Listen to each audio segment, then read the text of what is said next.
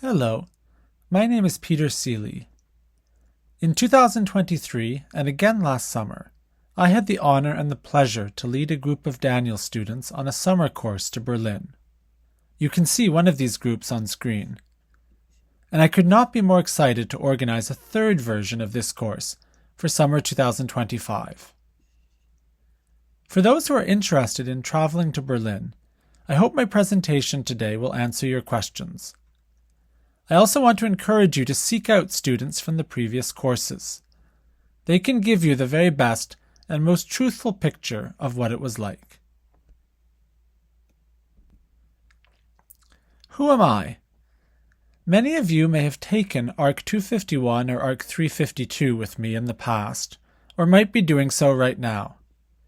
But many of you haven't, and that's great as well. I'm an architectural historian who studies how buildings and cities are represented in media, such as photography and cinema. Since July, I've also served as the director of our undergraduate architectural studies program here at Daniels. The theme of this course is Berlin, a City in Film, a title which celebrates the extent to which Berlin's reputation as a global metropolis is linked with its history as a site for film production. The thesis behind the course is that as outsiders, we can both get to know the city and understand its global image by studying the films that have been set in it. This is a theme I have explored in recent writing, especially an essay for eFlux on the Berlin Wall as it appears in films. What will we do in Berlin? By day, we'll visit buildings, including the German Parliament in the Reichstag, which is now covered by Norman Foster's glass cupola. We will walk the Karl Marx Allee, the first street of socialism, and see the Kino International cinema. We will tour the Staatsratsgebäude, the former East German government headquarters, with its socialist realist decoration. We will see the Fernsehturm, or television tower, previously a symbol of East Germany's technological prowess. It now towers over the reunited city. In addition to buildings, we'll study Berlin's politically charged landscape of monuments and other historically meaningful structures, including Peter Eisenman's memorial to the murdered Jews of Europe, Egon Eiermann's reconstruction of the Kaiser Wilhelm Memorial Church, which became the symbol of Cold War West Berlin. We'll see Katie Kollwitz's Mother with Her Dead Son sculpture at Germany's central memorial to the victims of war and tyranny, which is in Karl Friedrich Schinkel's Neue Wache. Across the street in Bebelplatz is Mischa Ullmann's empty library, commemorating the 1933 book burnings on that same site. As Heinrich Heine presciently observed a century earlier, where they burn books, they will someday burn people.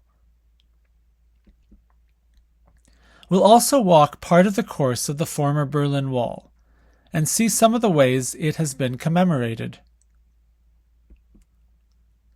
We'll visit the archives of the Stasi, the former East German secret police, whose kilometers of files offer a moving illustration of the absolute banality of evil.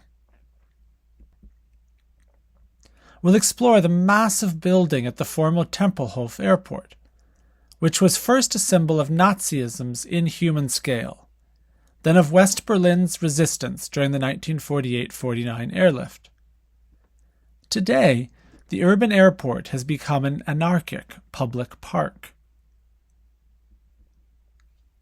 Most nights, we will watch films, sometimes at open-air cinemas like this one in the courtyard of a Mietskaserne, Berlin's traditional housing typology. Here, our group is watching Walter Ruttmann's 1927 Berlin Symphony of a Metropolis. It's a silent film, but we heard it accompanied by a new soundtrack by the electronic music duo Trondheim. Some nights, we'll go to independent cinemas, like Lichtblick Kino, which you see here. Other nights, we'll watch experimental films in more intimate settings. We'll also visit the Olympiastadion, built for the 1936 Olympics, and the site where Jesse Owens famously won 4 gold medals. In total, students will watch approximately 16 full-length films before and during our time in Berlin. We'll explore Berlin's history and its spaces through their cinematic representations. Often, we will visit a site during the day, and then we'll see it on screen in the evening. In Berlin, we'll stay in a student residence, the Social Hub, not far from Alexanderplatz, right in the heart of the city. We'll take day trips to Potsdam, where we will see Erich Mendelsohn's Einstein Tower, and see many of Carl Friedrich Schinkel's buildings amidst the landscape of royal palaces. Potsdam is also home to the Babelsberg Film Studios, known as Germany's equivalent of Hollywood. We will also travel to Dessau to visit the Bauhaus buildings designed by Walter Gropius and other works of international modernism.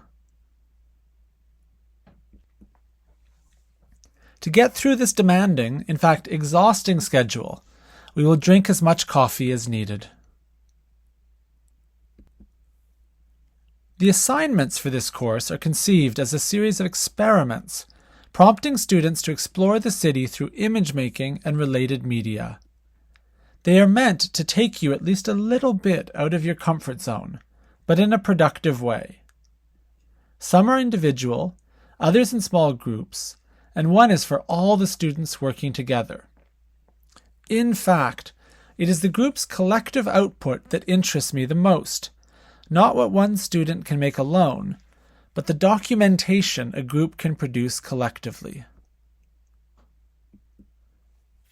In the spirit of Berlin as a center for filmmaking, students' main assignment in this course will be the production of 8mm and 16mm analog film shorts under the tutelage of local filmmakers.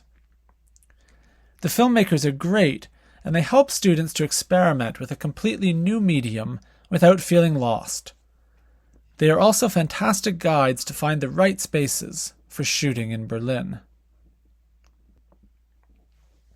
Why analog film? First of all, to introduce you to a totally new way of working with unfamiliar equipment. I think it's very valuable to learn to make images in new and different ways. Working with analog media gives us a frame of reference to evaluate and reconsider many of our contemporary digital techniques. Secondly, we want to make you see Berlin through the lens, so to speak. Through filmmaking, the city and its architecture are transformed into a series of possible images, ready to be set in motion by the camera. Further activities will explore other analog media. We will also practice film photography and darkroom printing, just enough to learn what it's about. We will visit Gallery P98A, founded by the renowned graphic designer Erich Spiekermann, for a workshop on printmaking. We'll also join Berlin-based architects Jennifer O'Donnell and Jonathan Janssens of Plattenbau Studio for a day-long architectural drawing workshop. Throughout, the group will engage in frequent discussions with local architects, authors, filmmakers, photographers, and scholars. In previous years, we were able to spend an amazing morning with the author Musa Okwanga. I'm not sure if we'll be able to meet Musa again this summer, but we will read his Berlin memoir, In the End It Was All About Love, before traveling to Berlin. While we're there, you'll write and send daily postcards as a means of documenting our voyage. Some students will take this as a literary challenge. How do you describe your day in 50 words or less? For others, it will verge on postal art, in the spirit of Onkagawa's work. Logistics. We will travel to Berlin for 3 weeks in August. The dates are to be announced very soon, and this might begin at the very end of July. Before traveling, during the summer months of May, June, and July, we'll prepare for the course with a series of six seminars, which will be held on Zoom. These are meant as a chance for students to get to know each other and to discuss their own individual interests. Accommodation will be made for students' individual schedules. For example, work commitments, conflicts with other courses, and issues with time zones. Prior to each seminar, students will read an assigned chapter from Brian Ladd's The Ghosts of Berlin and Muso Kwanga's In the End It Was All About Love. These books will give us a good introduction to the city. They'll also watch an assigned film. How much will the course cost?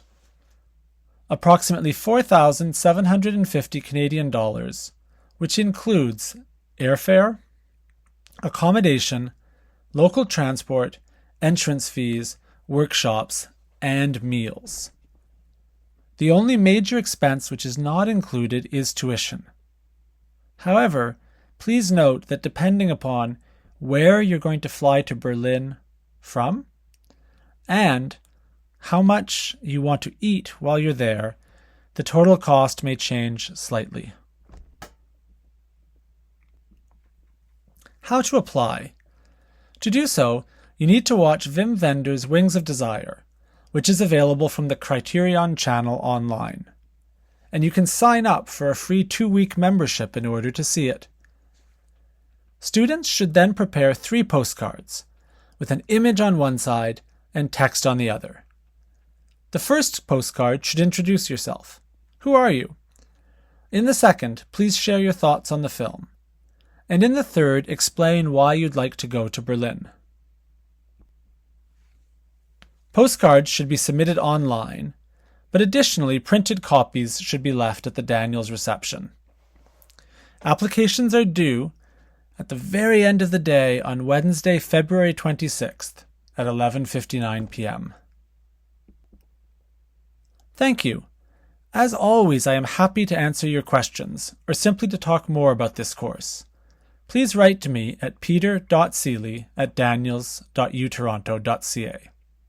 Thank you.